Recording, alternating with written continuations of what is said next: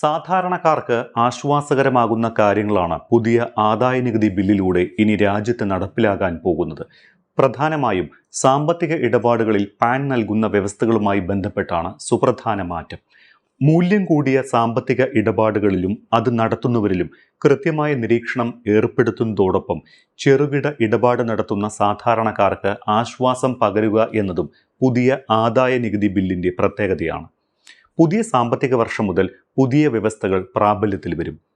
Bank ഇടപാടുകളിലും വാഹന വസ്തു ഇടപാടുകളിലും മറ്റ് സാമ്പത്തിക ഇടപാടുകളിലും പാൻ കാർഡ് നൽകേണ്ടതിന്റെ പരിധിയിൽ മാറ്റം വരികയാണ് ഏപ്രിൽ മുതൽ.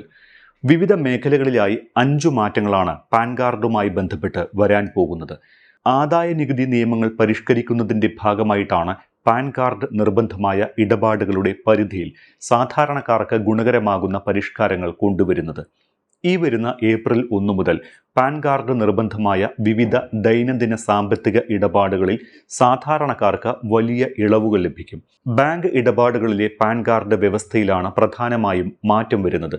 മുൻപ് 50,000 രൂപയ്ക്ക് മുകളിലുള്ള ഓരോ ഇടപാടുകൾക്കും പാൻ കാർഡ് ഹാജരാക്കേണ്ടത് നിർബന്ധമായിരുന്നു. എന്നാൽ ഇനി മുതൽ ചെറുകിട സാമ്പത്തിക ഇടപാടുകൾക്ക് പാൻ കാർഡ് വിവരങ്ങൾ നൽകേണ്ടതില്ല.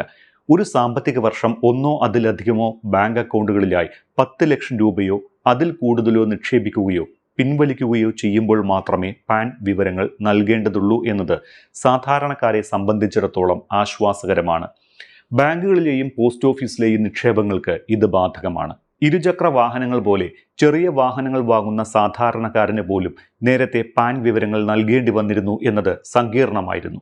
എന്നാൽ ഇനി മുതൽ 5 ലക്ഷം രൂപയ്ക്ക് മുകളിലുള്ള വാഹനങ്ങൾ വാങ്ങുന്നവർ മാത്രം പാൻ കാർഡ് വിവരങ്ങൾ നൽകിയാൽ മതി. ഈ 5 ലക്ഷം രൂപ പരിധിയിൽ ഇരുചക്ര വാഹനങ്ങളെയും ഉൾപ്പെടുത്തിയിട്ടുണ്ട് എങ്കിലും അത് സാധാരണക്കാരെ ബാധിക്കില്ല.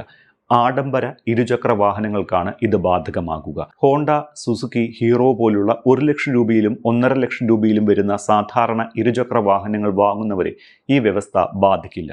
അതുപോലെ ചെറിയ വിലയിലുള്ള മറ്റു വാഹനങ്ങൾ വാങ്ങുന്നവരും പാനിന്റെ പരിധിയിൽ വരുന്നില്ല എന്നതും ആശ്വാസമാണ്. ഭൂമി വാങ്ങൽ, വിൽക്കൽ, ദാനം പോലുള്ള റിയൽ എസ്റ്റേറ്റ് ഇടപാടുകളിലും മാറ്റം വരാൻ പോകുകയാണ്. ഉയർന്ന മൂല്യമില്ലാത്ത ചെറുകിട ഭൂമി വാങ്ങൽ, വിൽക്കൽ ഇടപാടുകൾക്ക് ഇനി പാൻ കാർഡ് വിവരങ്ങൾ നൽകേണ്ടതില്ല.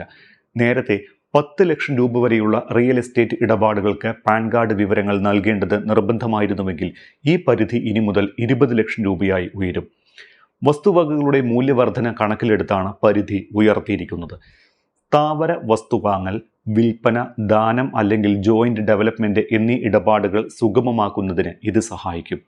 ഹോട്ടൽ ബില്ലുകളുടെയും ആഘോഷങ്ങളുടെയും പരിധിയും പുനഃക്രമീകരിച്ചിട്ടുണ്ട്. വിവാഹങ്ങൾക്കും മറ്റ് ആഘോഷങ്ങൾക്കും ഹോട്ടലുകളോ ബാങ്കറ്റ് ഹാളുകളോ ബുക്ക് ചെയ്താൽ പേയ്മെന്റ് നടത്തുന്ന സമയം ഇനി ബിൽ 1 ലക്ഷം രൂപയിൽ കൂടുതലാണ് എങ്കിൽ പാൻ വിവരങ്ങൾ നൽകിയാൽ മതി. നിലവിൽ 50,000 രൂപ വരെയുള്ള പേയ്മെന്റുകൾക്കും പാൻ നിർബന്ധമായിരുന്നു. ഇൻഷുറൻസ് മേഖലയിലും പാൻ വ്യവസ്ഥ പരിഷ്കരിച്ചിട്ടുണ്ട്. മുൻപ് 50,000 രൂപയ്ക്ക് മുകളിലുള്ള വാർഷിക പ്രീമിയത്തിന് മാത്രമായിരുന്നു പാൻ കാർഡ് നൽകേണ്ടിയിരുന്നത് എങ്കിൽ ഇനി മുതൽ അത് എല്ലാ ഇൻഷുറൻസ് അക്കൗണ്ടുകൾക്കും ബാധകമാകും. അതും പുതിയ അക്കൗണ്ട് തുടങ്ങുമ്പോൾ തന്നെ പാൻ കാർഡ് വിവരം നൽകണം. ഇൻഷുറൻസുകളിൽ നിരീക്ഷണം കടുക്കും എന്ന് അർത്ഥം. പുതുതായി അക്കൗണ്ട് ആരംഭിക്കുമ്പോൾ തന്നെ നികുതി വിവരങ്ങൾ നിരീക്ഷിക്കപ്പെടുകയാണ് ഇതിലൂടെ. ക്രിപ്റ്റോ കറൻസി ഇടപാട് നടത്തുന്ന എക്സ്ചേഞ്ചുകൾ ഉപഭോക്താക്കളുടെ ഇടപാടുകളെക്കുറിച്ച് ആദായനികുതി വകുപ്പിന് നിർബന്ധമായും റിപ്പോർട്ട് ചെയ്യണമെന്ന് നിർദ്ദേശിച്ചിട്ടുണ്ട്. ക്രിപ്റ്റോ മേഖലയിലെ സാമ്പത്തിക തട്ടിപ്പ് പോലുള്ള കാര്യങ്ങൾ സസൂക്ഷ്മം നിരീക്ഷിക്കുന്നതിനാണ് ഇത്.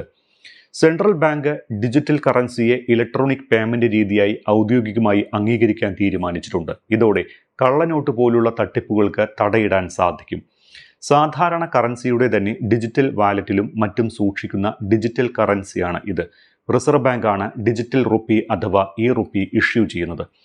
പൊതു ഉപയോഗത്തിനായി റീറ്റെയിൽ ആയോ ധനകാര്യ സ്ഥാപനങ്ങൾക്ക് ഹോൾസെയിലായോ ഇത് ഉപയോഗിക്കാം.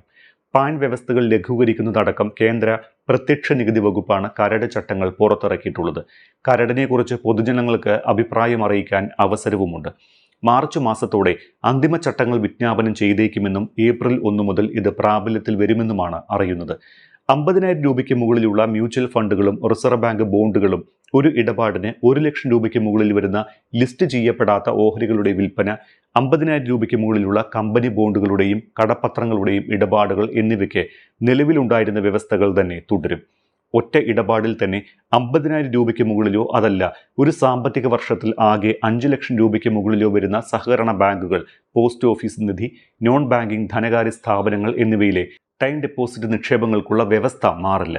അതോടൊപ്പം കമ്പനികൾ നൽകുന്ന വീട്ടുവാടക അലവൻസ് അഥവാ ഹൗസ് റെന്റ് അലവൻസുമായി ബന്ധപ്പെട്ട 50% എന്ന ഉയർന്ന നികുതി ഇളവ് ബാധകമായ നഗരങ്ങളുടെ പട്ടികയിൽ ബംഗളൂരു, പുനെ, അഹമ്മദാബാദ്, ഹൈദരാബാദ് എന്നിവയെ കൂടി ഉൾപ്പെടുത്താൻ തീരുമാനിച്ചിട്ടുണ്ട്. നിലവിൽ ഡൽഹി, മുംബൈ, കൊൽക്കത്ത, ചെന്നൈ നഗരങ്ങളിലുള്ളവർക്ക് മാത്രമായിരുന്നു 50% ഇളവുണ്ടായിരുന്നത്.